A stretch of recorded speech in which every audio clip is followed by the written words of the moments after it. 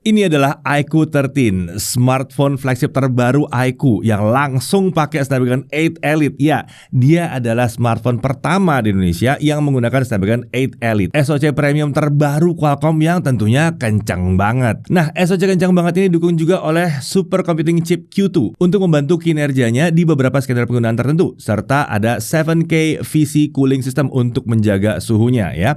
Layarnya juga cukup besar di 6,82 inci 2K LTPO AMOLED screen dengan refresh rate 144 Hz.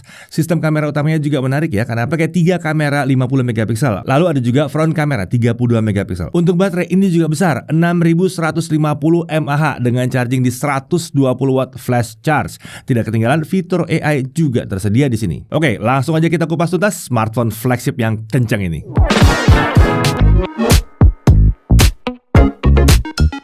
iQOO 13 sebetulnya bukan hal yang mengejutkan ya kalau ini cepat sekali hadir resmi ke Indonesia. Beberapa tahun belakangan nih, iQOO memang terbilang cepat banget dalam menghadirkan smartphone flagship mereka secara resmi ke Indonesia. Ada iQOO 11 yang hadir di akhir tahun 2022, lalu ada iQOO 12 yang hadir di akhir tahun 2023. Lalu sebagai bukti keseriusan mereka, iQOO hadirkan iQOO 13 di akhir tahun 2024 ini. Kita mulai aja pembahasan smartphone ini dari paket penjualannya. Di sini tentunya ada unit smartphone dengan screen protector yang sudah langsung terpasang. Lalu ada chargernya. Ya, ini adalah 120 watt flash charge. Lalu ada kabel USB-C to C, ada case transparan, SIM tray ejector, dan tentunya paket dokumen. Nah, di box paket penjualan ini ada logo BMW M Motorsport ya. Ini penanda kalau unit yang kami uji ini hadir dengan desain spesial khas BMW M Motorsport. Untuk desain ini disebut sebagai race ready design yang hadir di varian warna legenda atau Legends dengan logo tricolor khas BMW M Motorsport dengan slogan Fascination Meets Innovation. Bodi belakangnya dari glass pakai warna dasar putih matte ya, dengan sedikit lengkungan di area tepi. Teksturnya smooth, terasa berkelas banget ini. Sementara untuk frame ini pakai aluminium dengan desain flat tapi punya bagian tepi yang agak membulat ya. Selain varian legenda ini ada juga satu varian warna lain yaitu Alpha dengan warna dasar dark black atau hitam.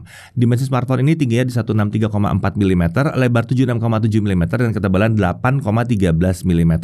Sementara bobotnya, varian legenda ini bobotnya ada di 213 gram. Bukan yang terbilang ringan, tapi mengingat baterai besar, ini terbilang wajar banget. Berdasarkan info dari iQOO, varian Alpha itu sedikit lebih tipis dan sedikit lebih ringan dibandingkan varian legenda ini. Tebalnya di 7,99 mm dan bobotnya di 207 gram. Nah, untuk ketahanan air dan debunya, dia punya rating IP68 dan IP69. IP68 itu menunjukkan bahwa smartphone ini aman kalau kecemplung dalam air. Sementara IP69 menunjukkan ketahanan terhadap semprotan air bertekanan tinggi dengan suhu yang tinggi juga. Biasakan yang lebih umum dan lebih relevan untuk penggunaan sehari-hari itu IP68 ya. Tapi di sini ada juga daya tahan ekstra si IP69. Nah, sekarang kita lihat ada apa aja di sekeliling bodi smartphone ini. Di sisi kanan kita lihat ada tombol power, tombol volume up and down, serta 3 garis antena. Di atas ada mikrofon, speaker, dan ada 2 garis antena. Di kiri hanya ada 2 garis antena saja. Di sisi bawah ada SIM tray, ini untuk 2 nano SIM ya, tanpa micro SD. Lalu ada mikrofon, ada USB-C, speaker, serta ada 2 lagi garis antena di sini. Nah, terlihat ya kalau smartphone ini punya dual stereo speaker. Iya dong, kelas premium harus dual speaker. Kualitas suaranya juga terbilang baik dengan mid yang cukup dominan dan ada sedikit bass di situ. Treble bisa terasa sedikit tajam di volume tinggi, tapi ini bukan yang sampai membuat telinga tuh rasanya nggak nyaman gitu, enggak. Separasi yang ditawarkan terasa sekedar mencukupi, sementara untuk volume suara terbilang lantang dan mantap sini ya. Secara umum dual stereo speaker di sini harusnya udah memadai untuk kebanyakan orang ya. Nah, beralih ke sisi depan. Ini adalah layar 6,82 inci 2K 144 Hz Ultra Eye Care Display. Panelnya 80 LTPO AMOLED dengan Q10 Light Emitting Material. Layar ini secara standar diatur ke resolusi 2376x1080 pixel, tapi ada juga opsi untuk pakai resolusi penuhnya, yaitu di 3168x1440 pixel atau yang disebut iQOO sebagai resolusi 2K. Refresh rate-nya up to 144 Hz adaptif ya. Saat kami coba, kami hanya bisa mendapatkan indikator refresh rate sampai 120 Hz, belum nyampe 144 Hz. Entah kenapa. Lalu di mana kita bisa merasakan 144 Hz? Sejauh yang kami coba hanya bisa di aplikasi tertentu saja. Salah satunya di aplikasi Benchmark 3D Mark. Nah, kalau refresh rate diatur ke opsi high, ada opsi pengaturan ekstra yang bisa digunakan untuk mengatur aplikasi apa saja yang boleh berjalan di refresh rate yang tinggi. Karena refresh rate-nya adaptif, kalau tidak ada aktivitas di layar, refresh rate-nya bisa turun sampai ke 1 Hz. Jadi bukan cuma 60 atau 30, ini bisa nyampe 1 Hz. Nah, untuk kecerahannya di kondisi standar brightness maksimal bisa mencapai 625 nits. Ini cukup terang ya. Sementara di simulasi outdoor kita bisa coba sampai mendekati 1800 nits. Nah, ini sudah sesuai dengan klaimnya iQOO. Nah, untuk color gamut ada 3 mode tampilan warna di layar smartphone ini. Mode standar menawarkan gamut coverage di sekitar 95% DCI-P3 dengan gamut volume di 100% DCI-P3. Mode profesional terlihat lebih diarahkan ke 100% sRGB. Jadi ini harusnya lebih pas untuk tuning warna waktu ngedit foto atau video untuk sosial media. Sementara untuk yang suka saturasi sangat tinggi, ada juga mode bright dengan gamut volume cukup jauh di atas 100% DCI-P3. Layar ini menggunakan pelindung yang namanya adalah Scott Sensation Alpha. Untuk sertifikasi dia punya TUV Rheinland Full Care Display Certification, lalu TUV Rheinland Circular Polarization Certification. Nah, untuk bezel layar ini terbilang tipis ya di keempat sisi layarnya. Bukan yang super tipis, tapi ini masih terlihat modern dan rapi, relatif simetris pula nih ya. Di sini juga menggunakan ultrasonic 3D fingerprint di area bawah layar. Ini kenceng, akurat dan nyaman sekali digunakan. Earpiece itu ada di bezel atas layar. Di sini ada 32 megapiksel selfie kamera, bukannya f2.45 dan ini kamera fixed focus. Secara standar kameranya menghasilkan foto 8 megapiksel. Ada mode high resolution juga kalau butuh ngambil foto yang 32 megapiksel. Perekaman videonya up to 4K 60 fps. Akhirnya ya, 1080p 60 fps juga bisa tentunya. Beralih ke sisi belakang, kamera utamanya. Ini 50 megapiksel VCS True Color Camera. Sensornya pakai Sony IMX921, bukannya f1.88 autofocus dan pakai optical image stabilizer. Sementara untuk perekaman videonya ini mendukung 4K 60 bahkan sampai 8K 30 fps. Kemudian ada 50 megapiksel ultra wide angle kamera, bukan f2.0. Ini lagi-lagi autofocus juga di sini.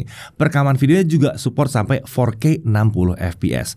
Kameranya juga bisa digunakan untuk mengambil foto super makro. Kemudian masih ada lagi 50 megapiksel telefoto kamera pakai Sony IMX816, bukannya f1.8 autofocus juga ya. Perekaman videonya sampai 4K 30 fps. Untuk merekam video 60 fps, smartphone akan melakukan crop dari kamera utama. Nah, semua kamera ini secara standar menghasilkan foto sekitar 12,5 megapiksel. Kalau mau foto resolusi 50 megapiksel, kita harus aktifkan dulu mode high resolution. Kemudian sini juga ada LED flash dengan gaya menyerupai ring light, tapi ini LED flash biasa aja ya. Nah, untuk fitur-fitur dibaca aja, ini banyak banget fitur-fiturnya. Nah, udah saya baca fiturnya? Oke, sekarang kita lanjut. Di sekeliling area tempat kamera ini ada Monster Halo, sistem lighting yang dihadirkan iQOO untuk smartphone ini. Ini diatur agar menyala di kondisi tertentu, misalnya kalau ada notifikasi, saat charging, atau saat mendengarkan musik. Monster Halo ini juga bisa digunakan untuk bermain game. Ada beberapa game yang bisa memanfaatkan lighting system ini untuk menampilkan efek khusus saat kita melakukan sesuatu di dalam game. Misalnya untuk Genshin Impact, lighting ini akan menyala saat kita mengaktifkan elemental burst di dalam game. Selain itu ada juga opsi untuk terus-menerus mengaktifkan RGB lighting ini dengan mengaktifkan atmospheric light effect. Kita bisa milih efek dan warna tampilan RGB lighting ini. Lalu bagaimana kalau kita nggak suka dengan RGB lighting? Tenang, ini bisa dibuat untuk tidak menyala. Nah, desain Monster Halo ini juga terbilang aman ya, tidak akan terasa mengganggu saat tidak diaktifkan. Selain itu, di area kamera ini juga ada infrared blaster dari smartphone ini. Lanjut untuk spesifikasinya. SoC-nya pakai Snapdragon 8 Elite, SoC premium terbaru dari Qualcomm ya. Kami sudah sempat bikin video pembahasan untuk SoC ini saat perkenalannya di Hawaii kemarin. Kemudian ada juga super computing chip Q2 untuk membantu kerja dari si Snapdragon 8 Elite ini di beberapa beban kerja tertentu. Misalnya untuk fitur game frame interpolation dan game super resolution. Nah, untuk RAM dan storage-nya varian kami uji ini pakai RAM 16GB LPDDR5X Ultra dengan storage 512GB UFS 4.1. Ada juga varian dengan RAM 12GB dan storage 256GB. Di sini tidak ada slot untuk micro SD ya. Nah, untuk sistem pendingin dia pakai 7K Ultra VC Cooling System yang sesuai dengan namanya, hadir dengan vapor chamber 7000 mm persegi. Nanti kita coba seberapa efektif pendinginannya saat menjaga performa dari si iQOO 13 ini. Untuk baterai 6150 mAh, terbilang besar. Ini memungkinkan smartphone ini punya daya tahan baterai yang sangat baik.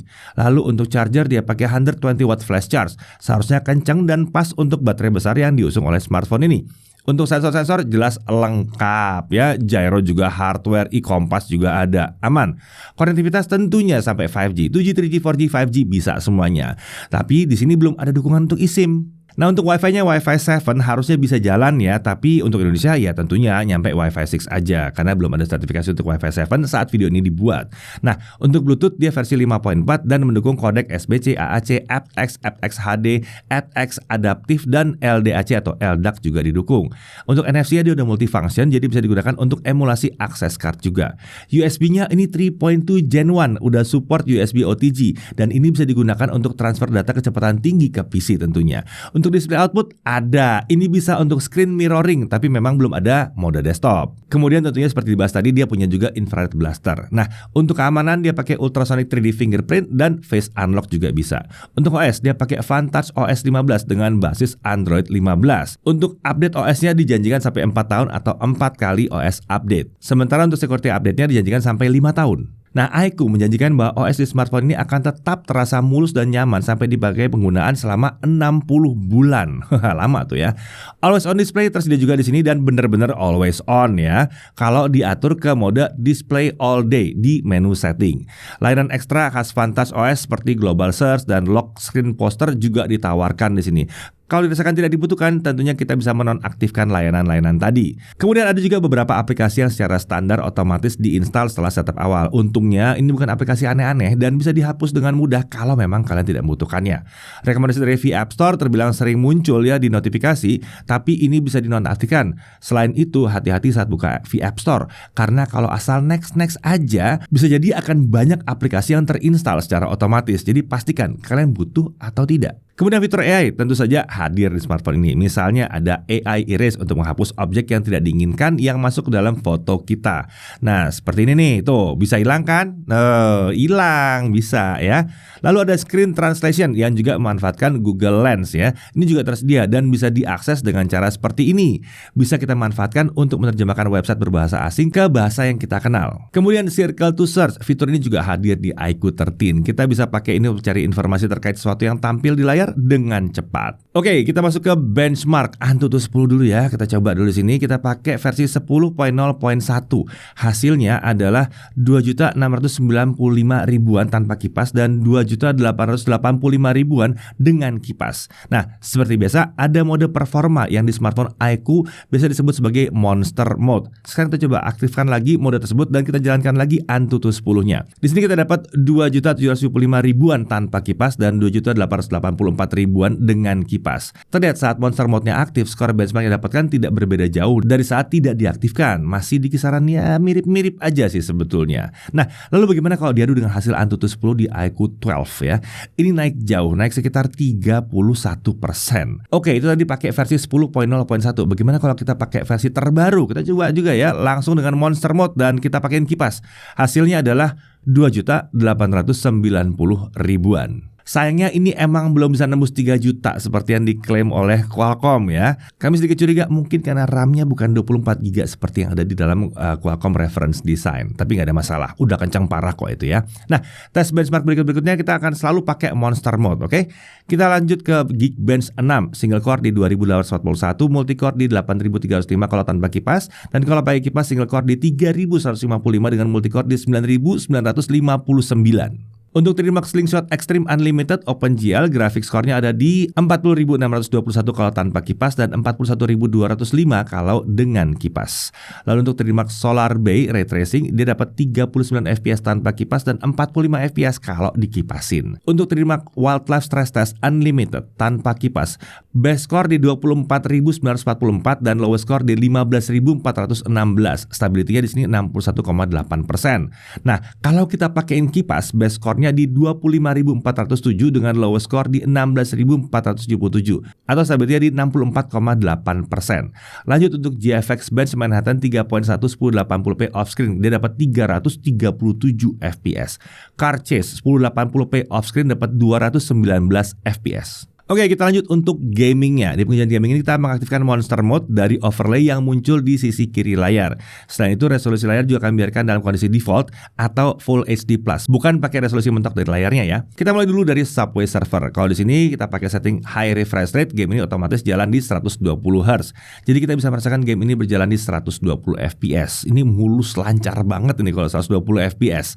Lanjut, PUBG Mobile. Setting frame rate ultra extreme terbuka di sini, yang berarti kalau kita pakai kualitas smooth, kita bisa menikmati game ini sampai 120 FPS.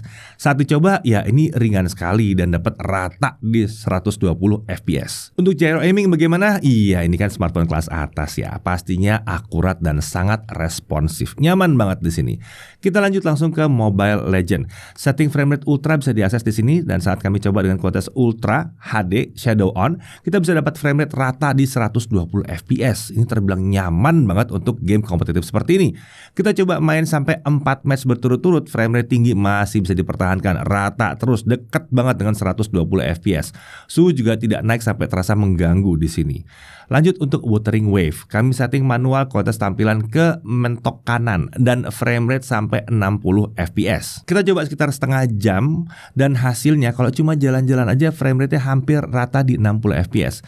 Sementara kalau ada battle kadang-kadang bisa turun-turun sedikit ya, tapi itu masih di kisaran 50 FPS ke atas ya.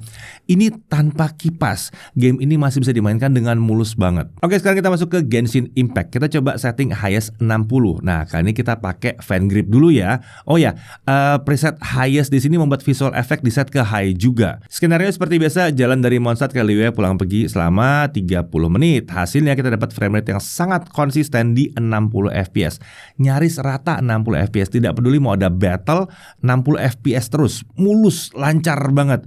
Frame drop bisa dikatakan sangat minim dan tidak terasa. Dan kita baru bisa lihat kalau kita udah logging frame rate-nya. Rata-rata yang kami dapatkan setelah 30 menit ada di 60 FPS. Ini mantap bener. Tapi kita kan pakai kipas ya. Kalau kita nggak pakai kipas bagaimana? Kita langsung coba aja. Di 10 menit awal frame rate terbilang rata di 60 FPS. Nyaman sekali untuk main game satu ini. Sekalipun lagi ada battle, nggak ada masalah ya. Untuk menit 10 sampai ke 20 masih lancar, terbilang rata di 60 FPS. Nah, masuk menit 20 sampai ke 30 ternyata masih rata, dekat sekali dengan 60 FPS. Hampir nggak terasa ada frame drop juga di sini. Jadi sama seperti waktu pakai fan grip, mulus lancar main Genshin Impact di highest 60 pakai iQOO 13 ini. Nah, bagaimana dengan suhu permukaan smartphone?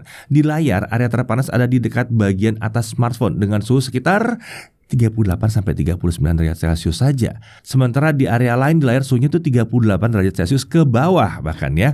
Nah, untuk sisi belakang area terpanas ada di dekat modul kamera, tapi suhunya juga cuma di kisaran 38 derajat Celcius sampai 40 derajat Celcius saja. Masih nggak terasa panas, cuma anget-anget dikit doang. Sementara untuk bagian frame ada area yang suhunya dekat dengan 40 derajat Celcius. Ini pun masih belum terasa panas. Jadi main game berat ini tanpa kipas aman, nggak ada masalah. Nah, kalau untuk ranking tentu saja ini langsung udah deh S+. Jadinya kita sangat berharap game ini bisa ngasih 90 FPS dong dibukain biar bisa jalan di atas 60. Ini udah S+ atau S++ malah ya. Nah, kalau untuk fitur gaming, iQOO itu menyediakan beberapa fitur tambahan untuk gaming. Kita bisa coba bahas beberapa di sini ya. Pertama, ada game frame interpolation. Ini disebut membuat game tampil di frame rate yang lebih tinggi dari frame rate aslinya, bahkan bisa nyampe 144 Hz. Tapi karena ini hanya teknik interpolasi saja, game belum tentu akan terasa benar-benar tampil lebih mulus. Ada juga game super resolution yang disebut bisa meningkatkan game definition atau mungkin ketajaman tampilan game. Apakah kedua fitur ini perlu diaktifkan? Nah, berdasarkan pengalaman kami sebenarnya nggak harus juga sih.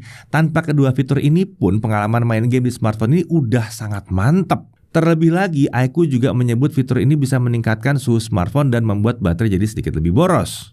Lalu ada juga 4D Game Vibration yang bisa dimanfaatkan di beberapa game yang membuat smartphone bergetar setiap kali kita melakukan satu hal dalam game. Misalnya nih, saat kita ngeluarin skill di Genshin Impact. Selain itu, ada juga yang menurut kami terbilang berguna nih, ada Direct Drive Power Supply atau fitur bypass charging yang disediakan oleh iQOO. Jadi kalau kita main game sambil colok smartphone ke charger, saat fitur ini aktif, daya dari charger hanya digunakan untuk menjalankan smartphone-nya saja, tidak untuk mengisi ulang baterai. Bypass namanya kan? Oke, sekarang kita masuk ke pengujian kamera. Oke, kita bahas kameranya dari video selfie-nya dulu. Di sini opsi perekamannya ada banyak ya, bahkan bisa sampai 4K 60 FPS. Mantap nih. Kalau untuk kualitas videonya sendiri, ini udah tergolong oke ya sebetulnya. Detailnya dapat, ketajamannya juga pas. Untuk dynamic range-nya di kondisi ekstrim dengan pencahayaan yang kontras seperti ini, sayangnya masih agak di bawah harapan kami sih. Bagian background rada overexposed, namun setidaknya area wajah masih dapat terlihat di sini. Kalau untuk stabilisasi videonya, sayangnya ini belum stabil ya. Sepertinya fitur IIS-nya belum berfungsi di kamera selfie-nya ini. Jadi kami akan menyarankan untuk menggunakan tripod saat merekam video, atau bisa juga kita edit lewat Google Photos. Kalau di Google Photos ada fiturnya nih untuk menstabilkan videonya, dan hasilnya kurang lebih jadi seperti ini. Nah, untuk mikrofonnya gimana? Kita dengerin aja yuk. Oke, ini adalah hasil perekaman dari kamera selfie iQOO 13. Dan juga mikrofonnya ini langsung dari smartphone-nya. Ini saya nggak pakai mikrofon eksternal ya. Jadi kalau misalnya kita pakai untuk vlogging atau merekam video sehari-hari, hasil mikrofonnya kurang lebih seperti ini ya.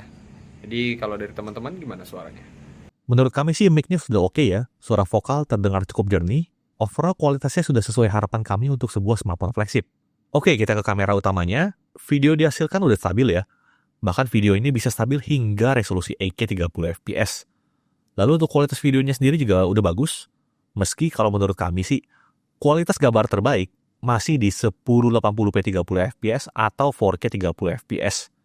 Perlu diperhatikan aja, kalau kita pakai 1080p 60 fps atau 4K 60 fps atau 8K 30 fps deh, itu dynamic range-nya jadi kurang optimal. Jadi untuk perekaman video, memang efektifnya baru di 1080p 30 fps dan 4K 30 fps aja. Lanjut ke ultrawide, menariknya di sini kita bisa merekam video hingga 4K 60 fps. Udah fleksibel banget nih. Tapi kalau dibandingkan dengan kamera utamanya tadi, kualitas hasil videonya tuh memang belum setara ya dengan kamera utamanya. Lumayan agak jomplang kualitasnya. Contohnya seperti detail yang sedikit kurang, sehingga area wajah jadi terlihat lebih halus. Belum sampai level yang burik, overall ultrawide videonya ini sekedar mencukupi aja. Sementara untuk kestabilan videonya ini udah oke, baik di 4K 30 fps atau 4K 60 fps aman. Nah, kita ke kamera tele 2 kalinya. Bahkan di kamera tele 2 kalinya ini, video yang dihasilkan juga stabil ya. Tapi kami menemui jika videonya ini rada jitter sebetulnya, meski di siang hari. Selain itu, sayangnya kamera telenya ini belum tersedia opsi perekaman 60 fps ya. Jadi ketika kita zooming 2 kali, itu tuh dia digital zoom kalau kita lagi mode 60 fps. Dan bisa dibilang kamera telenya ini mengalami penurunan ketimbang iQOO 12 yang sudah pakai periskop 3 kali optical zoom. Kalau di sini jadi 2 kali aja. Kita lanjut ke malam hari, di sini kualitas video kamera selfie-nya sudah mulai menurun ya, dengan noise yang sudah mulai terasa. Tapi sisi positifnya, kami tidak menemukan adanya drop FPS dari kamera selfie-nya ini. Bahkan meskipun kita merekam di resolusi 4K 60 fps, video dihasilkan juga tidak mengalami frame drop sama sekali. Nah, sementara di kamera utamanya, video dihasilkan lebih minim noise dan jitter ya. Jadi kalau mau merekam di kondisi low light dengan kamera utamanya ini masih memadai banget kok. Bahkan di 60 fps video dihasilkan juga masih tergolong oke. Lalu kalau untuk kamera ultrawide, noise di video sudah mulai terasa di sini ya. Jadi kalau untuk low light kami akan lebih menyarankan pakai kamera utamanya aja. Sementara untuk kamera telenya, ketika kita mode zoom 2 kali seperti ini, sayangnya ini bukan kamera tele yang digunakan, melainkan digital zoom dari kamera utamanya. Semoga nantinya iQOO bisa ngasih opsi untuk mematikan fitur auto switch kameranya ini ya, supaya kita bisa menggunakan kamera telenya dengan konsisten. Sampai saat video ini dibuat, ada sih sebetulnya fitur itu, tapi untuk foto-foto aja. Oke, sekarang kita bahas hasil foto-fotonya. Sejujurnya ini udah sangat bagus, baik kamera selfie, kamera utama, kamera ultrawide, maupun di kamera telenya. Ini sudah sangat bisa diandalkan untuk mengabadikan momen sehari-hari. Di kondisi malam hari pun bukan masalah ya. Dan yang kami suka di sini adalah hasil foto-foto di mode portraitnya. Apalagi dengan kamera telenya. Hasilnya tetap konsisten meski di kondisi low light. Mantap nih. Oh ya, sedikit catatan, kalau misalnya kalian menggunakan kamera selfie di mode portrait dan bokehnya itu kurang terasa, kemungkinan efek bokehnya itu mati ya. Jadi jangan lupa diaktifkan dulu melalui tombol yang satu ini. Untuk fitur-fitur ekstra, di sini promote juga bisa kita gunakan untuk video. Menariknya ada banyak hal yang bisa kita lakukan di mode Pro ini. Misalnya, ISO bisa kita atur dari 50 sampai 3200 dan shutter speed dari 1/12.000 sampai 32 detik. Mode Pro ini tentunya kita bisa gunakan juga untuk kamera tele dan ultrawide-nya. Lalu ada fitur RAW juga di sini dan kita bisa merekam video hingga 240 fps di 1080p. Keren nih. Selain mode Pro tadi, di sini juga ada mode street photography yang dapat kita akses melalui tombol panah yang ini. Fitur ini kurang lebih mirip seperti mode Pro Foto, namun dengan UI lebih menarik aja. Dan juga ini lebih cocok untuk menjepret gambar bokeh. Lalu ada fitur Astro untuk menjepret gambar dengan rasi bintang seperti ini. Kemudian ada fitur slow motion juga dengan opsi up to 1080p 240 fps. Oke, itu dia pembahasan kameranya iQOO 13. Tentunya nggak ada kamera yang sempurna ya. Tentunya ada beberapa hal menurut kami yang masih bisa diperbaiki oleh iQOO. Contohnya, kamera selfie-nya ini belum stabil nih. IIS-nya seperti belum jalan. Kemudian kamera telenya sering pindah sendiri ke kamera utama saat merekam video. Lalu perekaman video, kualitas gambar terbaik justru kita bisa dapatkan di 1080p 30fps atau 4K 30fps saja. Ini membuat potensi ISP Snapdragon 8 Elite-nya jadi agak kurang keluar aja sih. Dan yang agak disayangkan, kamera telenya tergolong downgrade ketimbang pendahulunya, iQOO 12. Padahal kalau masih pakai kamera tele yang sama, kami juga nggak protes kok. Semoga sebagian hal tadi bisa ditingkatkan lagi lewat software update ya. Kalau ditanya apa yang kami suka dari kamera smartphone ini, bagi kami, ada di hasil foto-fotonya. Itu keren hasil fotonya. Lalu perekaman videonya juga ada upgrade, di mana yang dulu tuh cuma 1080p 30fps, sekarang bisa 4K 60, lumayan lah. Lalu ada upgrade juga di kamera utamanya yang bisa merekam 8K 30, kemudian fitur-fitur kameranya tergolong melimpah di sini. Overall bagi kami, kameranya ini belum yang tergolong luar biasa ya, tapi untuk sebagian besar orang, ini harusnya sudah sangat mencukupi. Oke, sekian pengujian kameranya iQOO 13, kita kembali lagi ke studio. Oke, lanjut lagi untuk pengujian baterainya ya. Untuk YouTube offline video playback 1080p. Jadi kita download dulu videonya, lalu kita putar secara offline. Smartphone ini bertahan hampir 30 jam sebelum baterainya habis. Tepatnya sih 29 jam 35 menit. Ini hasil yang terbilang luar biasa bagus banget, terutama kalau kita lihat performanya yang tinggi banget. Lalu untuk streaming YouTube 1080p 30fps non HDR selama setengah jam, baterai hanya berkurang 1% saja. Mungkin hampir 2% lah ya dalam pengujian selama 30 menit. Tapi ya kita sering lihat 1-2% lah di situ. Untuk TikTok ya, selama setengah jam baterai hanya berkurang 2% saja. Biasanya 4% tuh udah irit. Ini turun cuma 2%. Mantap bener ya. Lalu untuk Genshin Impact Highest 60 baterai berkurang sekitar 8% saja dalam 30 menit. Ini hasil yang terbilang luar biasa. Mengingat biasanya smartphone kelas atas tuh baterai berkurang sekitar 14-15% di Highest 60, dan itu udah terhitung baik. Ini nggak nyampe 10%. Ya ini emang baterai 6150 mAh, tapi tetap aja baterai 6000 mAh ke atas itu masih di atas 10% aja umumnya ya untuk kelas gini. Ini cuma 8% turunnya. Oke, lanjut untuk charging. Dari 0 sampai 50% hanya butuh waktu 15 menit. Dan dari 0 sampai full hanya butuh waktu 34 menit.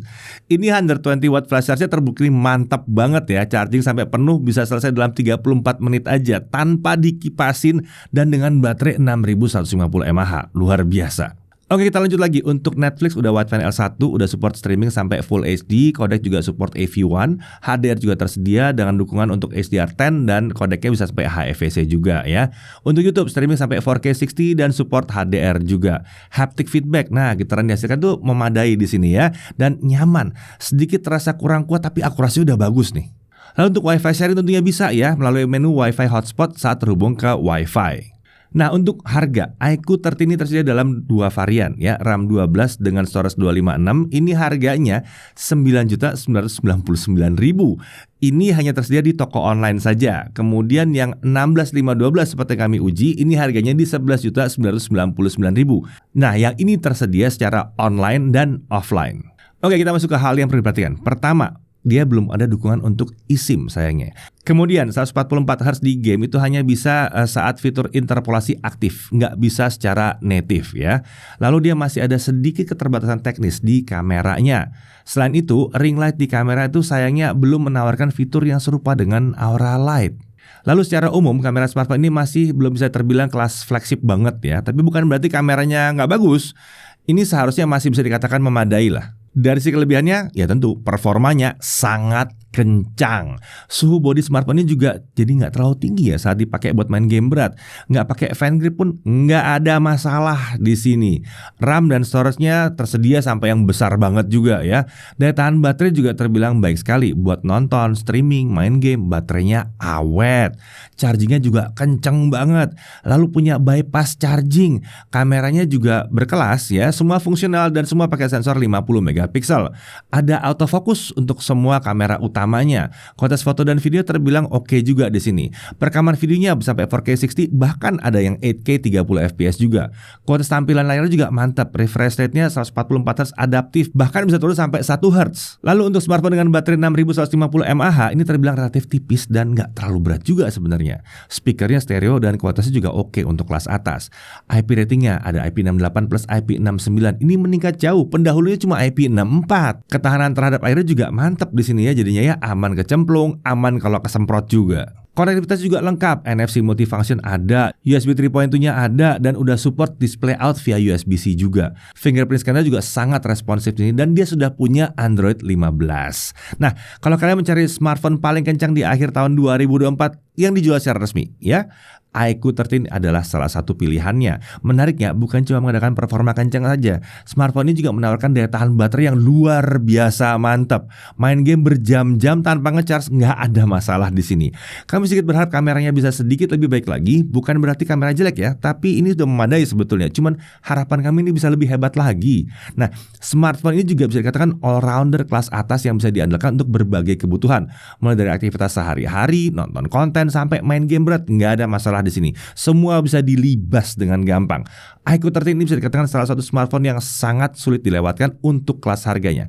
Akhir kata, mantap iQOO. Konsisten menghadirkan smartphone kelas flagship mereka secara resmi dan cepat ke Indonesia. Dan kali ini kenceng banget. Saya Deddy Irfan, Jangan TV TV.